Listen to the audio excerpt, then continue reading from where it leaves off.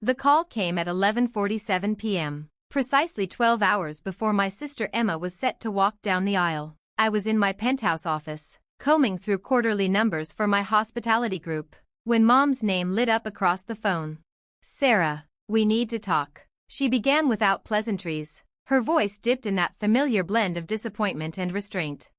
"What is it, Mom?" I asked, lowering my pen and giving her my attention despite the late hour. "It's about tomorrow, the wedding." She hesitated, and I could faintly hear Dad muttering in the background. "We've decided it's better if you don't come." The words landed like a punch, though part of me had braced for them. For months, I'd watched them orchestrate Emma's dream celebration with Marcus, her finance guy fiancé. They fussed over details and money, oblivious to the fact that their last-minute coup of booking Grandview Manor had been arranged by me through a dummy company. "You're telling me not to show up at my own sister's wedding?" My voice was steady, but low. "Sarah, please, don't make this harder." Mom's tone softened, but her decision was unyielding. "This is Emma's day. All the pictures, the memories, we just want it perfect." "And I'd ruin that?"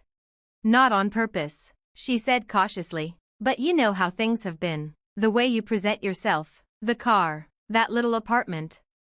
Emma's friends and Marcus's family are all polished, successful people. The Hendersons have a reputation. The irony nearly made me laugh. 6 months earlier, Marcus had pitched his startup to my VC firm. I'd skimmed his deck, realized it was fatally flawed, and dismissed it in under 10 minutes. "I'm still your daughter," I reminded her, controlling the heat in my chest. "Of course you are," she said gently, "but love sometimes means making hard choices. Emma deserves her moment, and with you in your circumstances, it could invite questions. You know, no job, tiny apartment, old Honda. Metropolitan Weddings is featuring this. We can't have you in the pictures looking," she trailed off, but I caught the insult she didn't say. I closed my eyes. For 3 years, I'd carefully maintained this disguise, a daughter who never got traction, living small, driving junk, drifting through a modest job. Meanwhile, the truth was carefully hidden. At 28, I owned 17 luxury venues across 3 states. My tiny apartment was a $4.2 million minimalist penthouse. My beat-up Honda, a deliberate shield. I'd built a thriving empire while my family saw only a struggling drifter. "Sarah, are you still there?" "I'm here." "So, you understand why this is necessary?" I looked through the floor-to-ceiling glass at the city glittering beneath me. My teams were out there right now, keeping hotels spotless, events flawless. Tomorrow, they'd have made Emma's wedding magical. "I understand," I said quietly. "Good. I knew you'd be reasonable. Next week we'll do lunch, just us, and you can see the photos." "Maybe." "All right then. Rest well, sweetheart. Love you." "Love you too, Mom." When the line went dead, I sat motionless in the silence, absorbing the reality. My own family had disinvited me because of a false image I'd let them believe. I could have shattered that illusion any time, shown them Meridian Hospitality Group, revealed the Forbes 30 Under 30 profile, pointed to the awards that filled my office walls, but I'd wanted to see who they really were beneath the polish and ambition. Now I knew. I pulled up the number for James Morrison, general manager at Grandview Manor. He didn't know that the Henderson wedding was my sister's. "Miss Adams," he answered on the second ring, professional and awake. "Is everything all right?" "James, I need you to cancel the Henderson wedding tomorrow."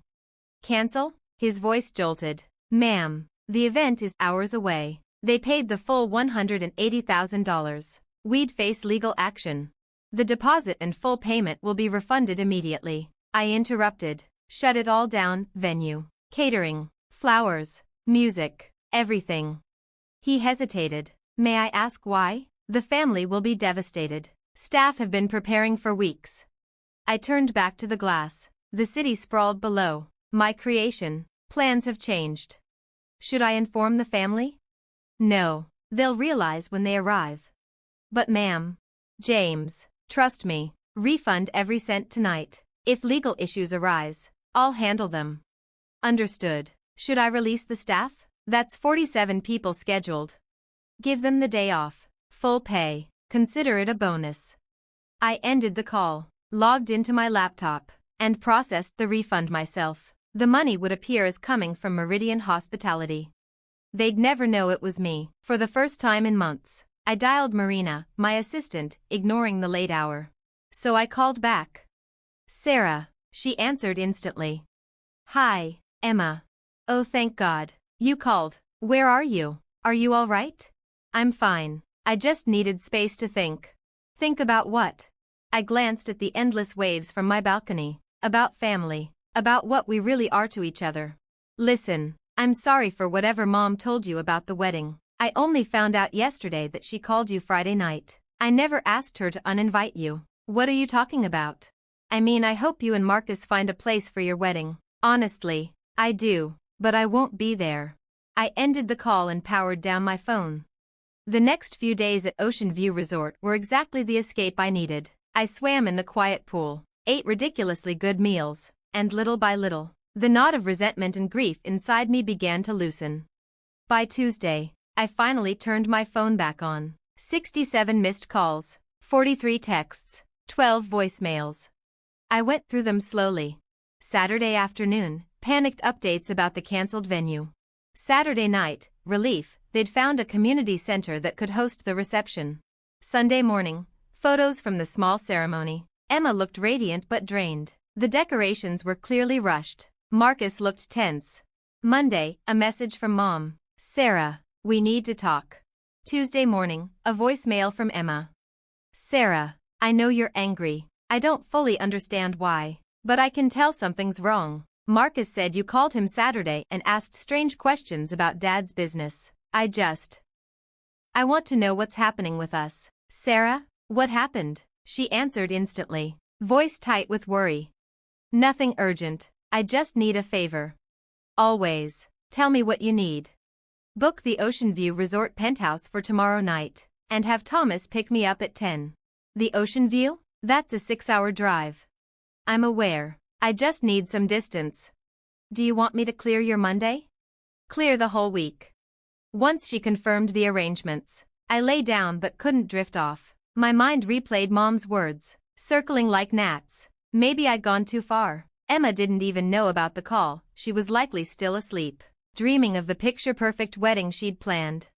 But then again, she wasn't innocent either. She'd known for years how Mom and Dad had pushed me further and further out. She'd stood by through every quiet snub, every pointed omission. And when was the last time she'd called just to hear my voice? She hadn't, because in their world, success only counted if it was the kind you could flaunt.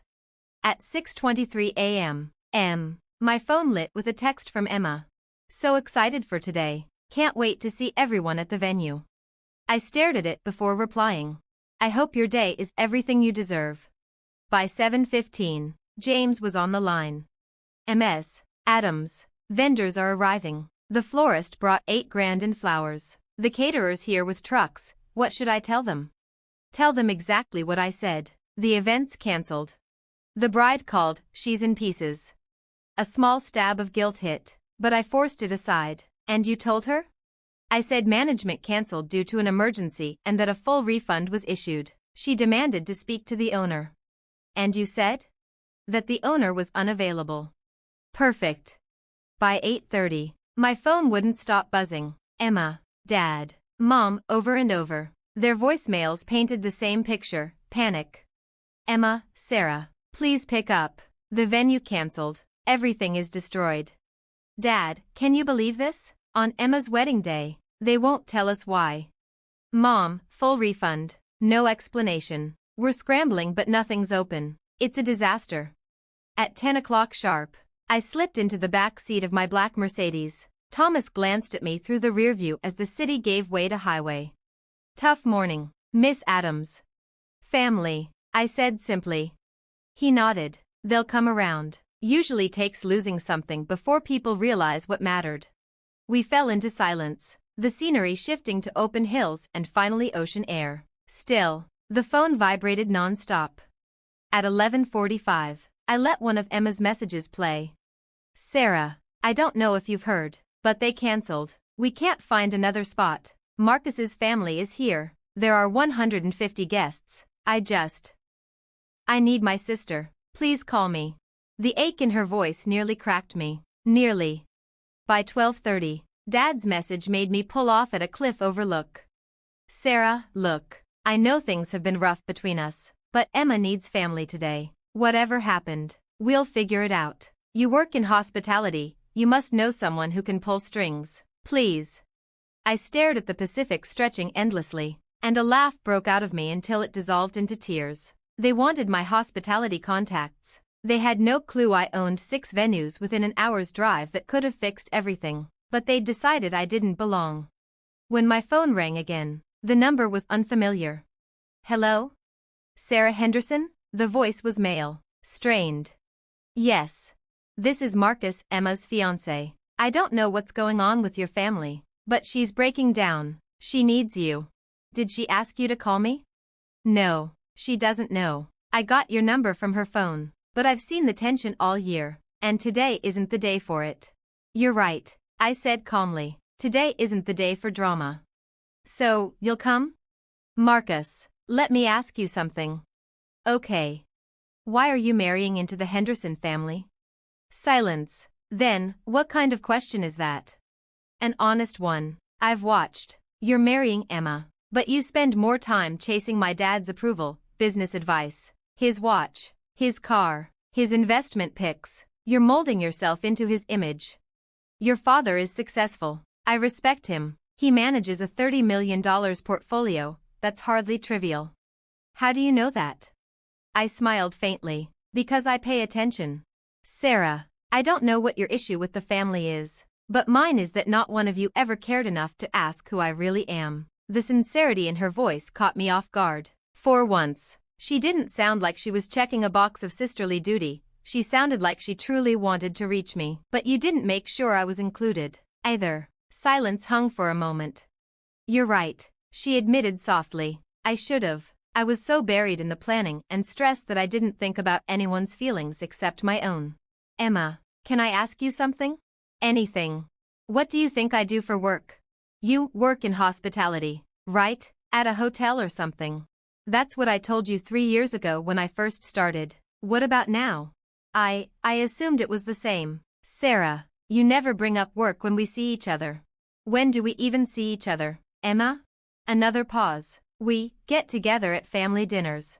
The last time I was invited was 8 months ago. Before that, Christmas, where I sat through Dad lecturing Marcus on investments while Mom paraded engagement photos to the neighbors.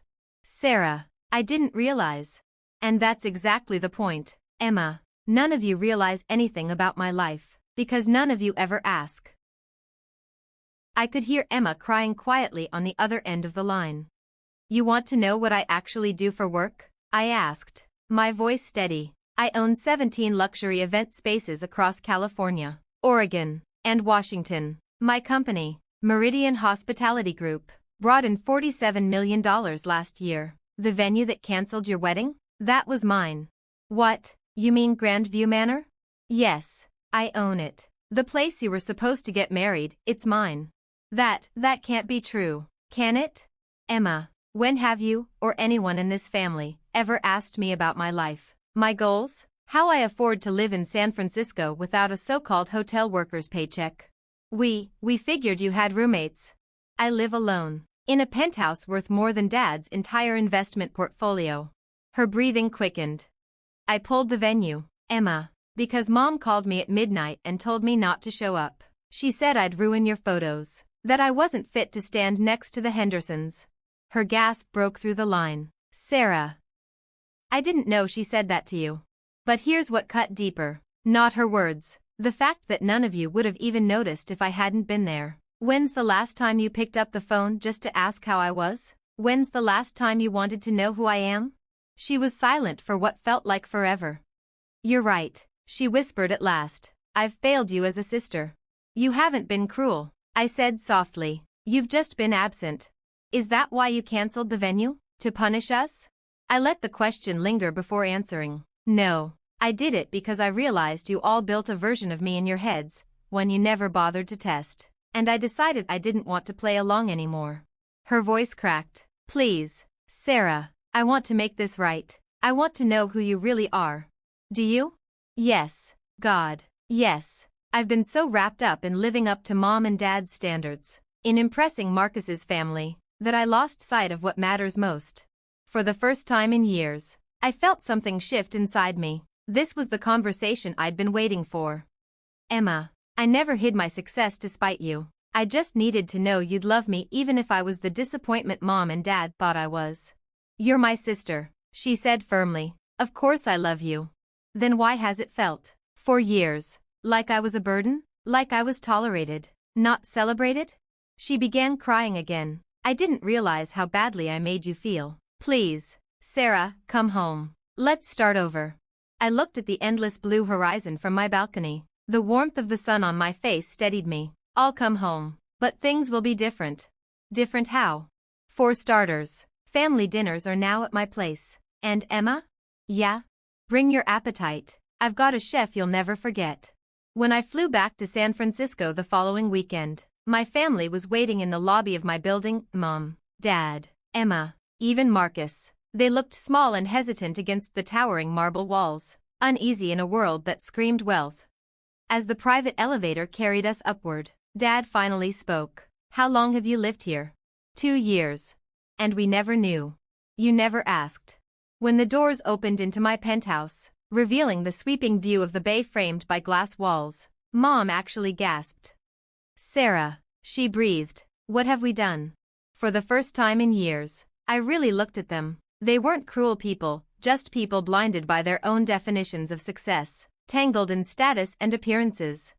You assumed things about me, I said evenly, and I let you, because I wanted to see who you really were.